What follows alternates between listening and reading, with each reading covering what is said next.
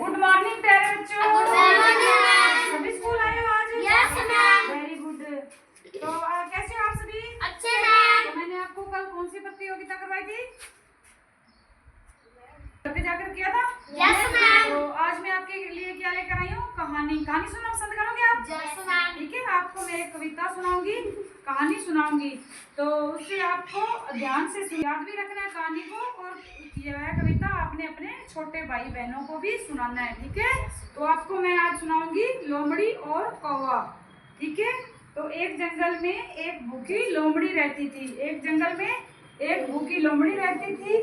उसने पेड़ पर बैठे वह जंगल में इधर उधर भूख की तलाश में वह जंगलों में इधर उधर भटकने लगी।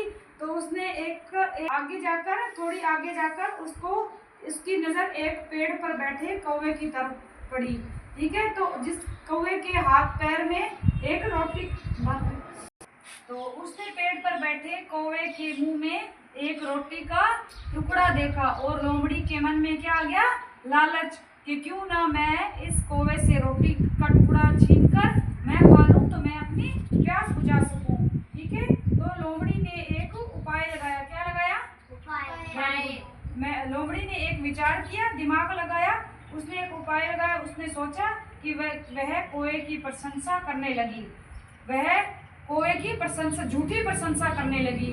ठीक है, आप तो बहुत सुंदर हो। कौवे को कहने लगी कि आप तो बहुत सुंदर हो, आप कितना मीठा गाते हो, क्या आप मुझे अपना गाना सुनाओगे? ठीक है, क्या कहा लोमड़ी ने? उसे रोटी का टुकड़ा छीनना था, इसलिए उसकी झूठी प्रशंसा करने लगी कि कौवा, क्या आप बहुत सुंदर हो, आप कितना मीठा बोलते हो, क्या आप मुझे अपना प्यारा गाना सुनाओगे? तो कौवा खुश होकर गाने लगा। क्या हो गया? कौवा भावुक हो गया, और उसे लगा कि यह मेरी प्रशंसा अपने दिल से और सच्ची कर रहा है। तो कौवे को क्या लगा? कौवा खुश हो गया, और उसके मुंह से रोटी का टुकड़ा, कौवा जैसे ही गाना गाने, कौवे के हाथ चोंच से रोटी का टुकड़ा क्या हो गया? नीचे गिर गया। वेरी गुड, शाबाश। सीधे बैठो एम बेटा। तो रोटी का टुकड़ा नीचे गिर गया। जैसे ही रोटी का टुकड़ा नीचे गिरा, चतुर लोमड़ी थी, उसको रोटी का टुकड़ा ही चाहिए था। उसने रोटी का टुकड़ा उठाया और लेकर भाग गई। तो कौवा क्या हो गया? भूखा ही रहा, और लालची लोमड़ी ने अपनी भूख को मिटा लिया।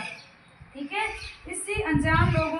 हमें कभी भी अनजान लोगों के इस कहानी से यह दृश्य मिलता है कि हमें कभी भी अनजान लोगों के बहकावे में नहीं आना चाहिए। क्या समझ में आपको? देखो किस तरह उसका कौवे करके कौवे से रोटी का टुकड़ा छीन लिया। इसीलिए हमें यह सीख मिलती है कि हमें कभी भी झूठे लोगों के बहकावे में नहीं आना चाहिए। ठीक है, आपको समझ में आया? सभी क्लैपिंग करो। वेरी गुड, शाबाश। सभी आपने अभी घर पे अपने छोटे भाई बहनों से को कविता ये सुनानी है, और उनको ये भी बताना है कि कभी भी झूठे और लोगों पर विश्वास नहीं करना चाहिए, और उनके बहकावे में नहीं आना चाहिए। ठीक है, सबको समझ में आया? करो। अब मैं कल और नई प्रतिक्रिया लेकर आऊंगी। ठीक है, आप कल भी आओ स्कूल, सभी को लेके आना। ठीक है, तो अभी मैं जा रही हूँ। ठीक है, बाय बाय बेटा, बाय।